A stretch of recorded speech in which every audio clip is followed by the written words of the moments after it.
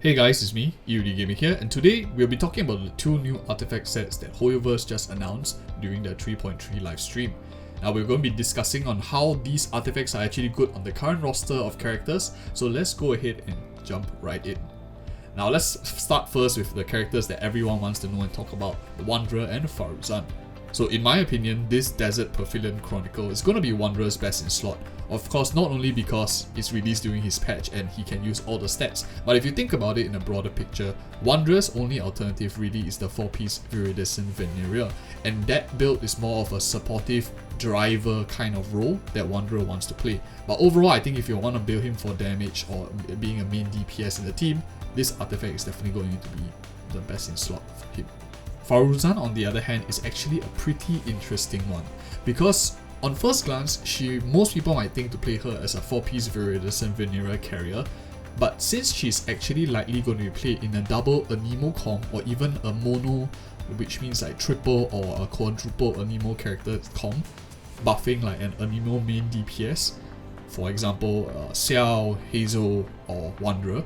and especially if you play a double anemo and double geo team, 4-piece Viridescent Veneria might actually not be the best in slot or undisputed number 1 for a anemo support, especially when it doesn't shred anemo resistances. In this sense, I do think that a double 2-piece anemo damage set might be really interesting to consider for Faruzan for some good sub DPS potential. And now that we've covered the two new anemo characters, let's quickly talk about the old anemo characters, and I'll cover 3 more which I think are pretty interesting to talk about.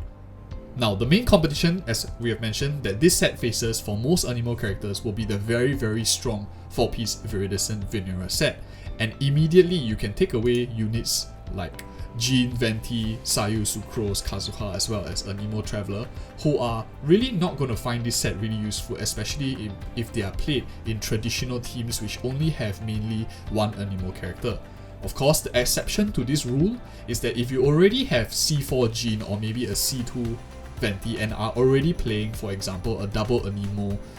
team comp, which because you already have that anemo resistance shredding, then you probably will find that that rule doesn't really apply where Viridescent Veneria is priority. And of course, with the arrival of Faruzan, this changes a lot of the traditional builds, because now it makes this C4 Jin, C2 Venti much more accessible to most players, because you have an anemo damage buffer and anemo shredder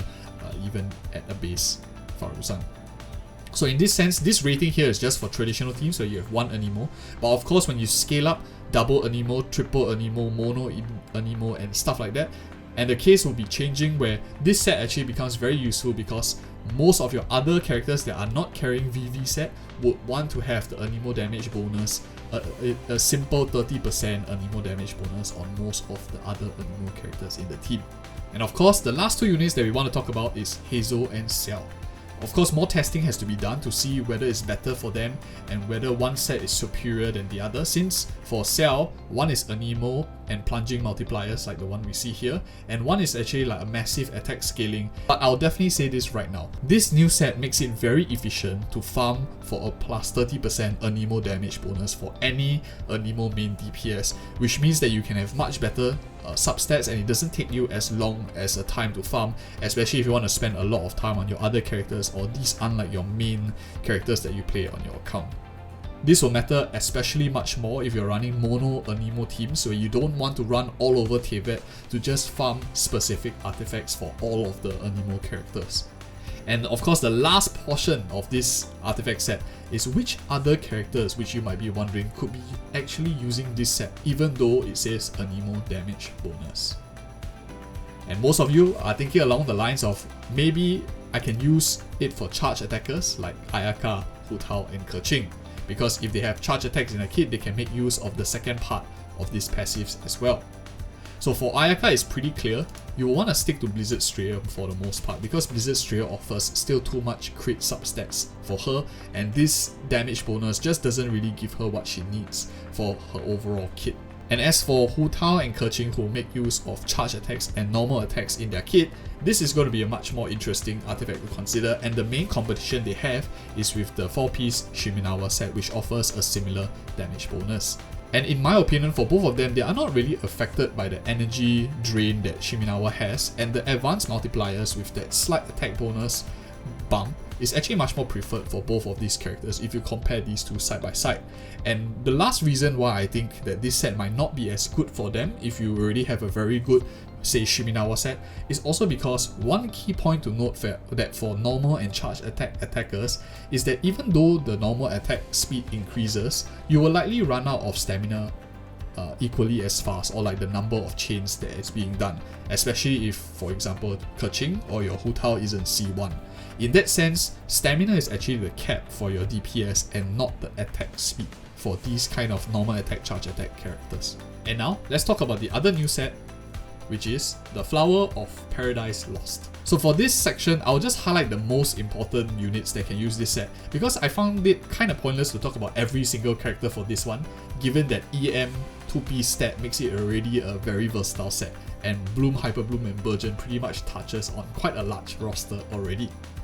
Now I think that first and foremost, the biggest beneficiaries of this set will be Thoma and Kuki. And they are the biggest beneficiaries for this set because they already prop Burgeon and Hyperblooms very well. And previously they would run either a Gilded Dreams or maybe a Tenacity for Kuki, but this set really allows them to focus on other stats like healing, HP or energy recharge, and get their EM stat from other sources. And of course, branching out from these two main beneficiaries, which are currently seeing more play in the meta, you have other characters that are maybe not so in the meta right now but could also be played in a similar comp, and those are Xingyan and Dori. Both of them can be played in an exact similar style where they manipulate Hyperbloom as well as Burgeon team comps. I've already done a video on Xingyan for those of you who are wondering how does Xingyan even play in a Burgeon team. Now sadly this set didn't include birding, but hopefully we might have a set that does in future. Of course, the next team that we want to talk about is the Bloom teams like Nahida, Kokomi, Nilo, and of course variants of the Bloom teams. And I do think that for Bloom teams, you really need to consider your team composition to decide who's the one that is going to be wielding this set, since the trigger likely might be different depending on what kind of composition you have in a Dendro and Hydro kind of mix. But overall, I do think that as long as you have one Deep Wood Memories, the Shredding Dendro set, this set will likely find its play in most Bloom teams. The big question really then becomes like, who is the one going to use it most of the time? And what I'm really interested to try on with this Flower of Paradise Lost set is actually an EM Ember build. With Constellations, she gets 2 Baron Bunnies, and the Burgeons can be concentrated very well with an anemo CC unit that can move the Baron Bunny. I'll definitely update you with a video if I found there is any good or makes it interesting for you guys to watch. And if you like the format of this video, do give it a thumbs up and check out this other one right here where I compare all other artifacts in Genshin Impact and talk about them with the same level of detail and how they measure up against one another in a tier list. Thank you for watching and see you in the next video.